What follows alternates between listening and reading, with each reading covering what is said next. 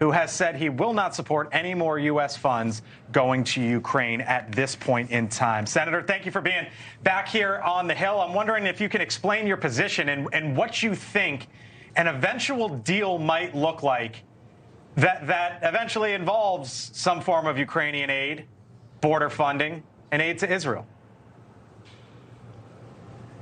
Well, Blake, at the end of the day, Republicans aren't budging until we secure the border. That's the question that all America is asking Joe Biden right now. Why do Republicans have to beg Joe Biden to secure the border? That's part of his job. We've said all along that if you want to tie securing the border to the Ukraine funding, so be it. He's the one that lumped these together. But now we have this once-in-a-generation opportunity to use Ukraine funding to leverage the border. And by golly, we're going to do it. I think if you ask 49 Republican senators how they feel about Ukraine, yeah.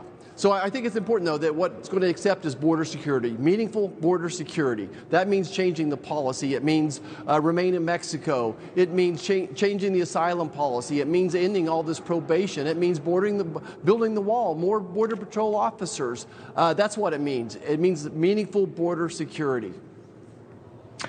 Your colleague, Senator J.D. Vance from Ohio, on Ukraine over the weekend suggested that maybe if there's some sort of a way forward on Ukraine, that it would involve Ukraine giving some of its land to Russia. We just heard Vladimir Zelensky call that quote unquote insane.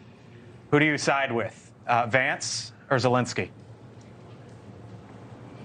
The border. Look, we have to solve the border before we can solve that problem. But at the end of the day, I'm realistic here that there's been a stalemate in Ukraine for over a year. 200,000 people have died. The United States needs to be more focused on a peace treaty right now, whatever that looks like. But the idea of Ukraine going back to pre-Crimea, I just don't think that that's realistic at all.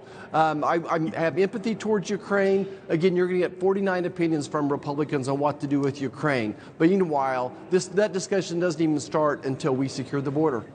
Senator, I hear you on the border. We haven't even talked about Israel, because that's part of the package. And I wonder, and I know you've been at the forefront on the Senate floor saying, you know what, the House has passed a deal, $14 billion for Israel, paid for by making cuts to the IRS. But you know that's a non-starter for Democrats in the Senate. And I wonder, as we go into the holiday break and with nothing happening, how anyone in this town can make the argument that they're taking aid to Israel seriously with none of it coming out the door. Well, again, you have to ask my Democrat friends. 4 times we brought to the Senate floor the opportunity for Senate Democrats to support standalone funding for Israel. 4 times. And we're going to give them another chance this week as well. So the Democrats are what's holding that up. Americans need to realize that Democrats are no longer pro-Israel. They're pro-Palestine. They're pro-Hamas. And I don't see how you can be both. I don't see you don't think that for the entire Democratic Party, Iran, do you? But the president's policies are supporting Iran. I think there's a large contingency of them, and the ones that feel otherwise are scared to death to speak out on it. I think Israel really has split the Democrat Party of today in many ways. Senator Roger Marshall, it's a busy afternoon, as you know, a half-hour press conference there. So we'll have more time with you another day, hopefully, but thank you for coming on. Appreciate it.